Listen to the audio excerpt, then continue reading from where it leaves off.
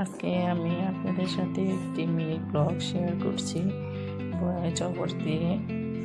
এই প্রথম ভয়েস দিয়ে আমি একটা মিনি ব্লগ শেয়ার করছি। আমার বেড়াতে যাওয়াতে অনেক পেট বাড়ি জমে গেছে, এগুলি সব ধুয়ে চুলা সিঙ্ক সব ক্লিন করে তারপরে দেন আমি রান্না বসাবো। রান্না করে বাচ্চাদের খাওয়াবো।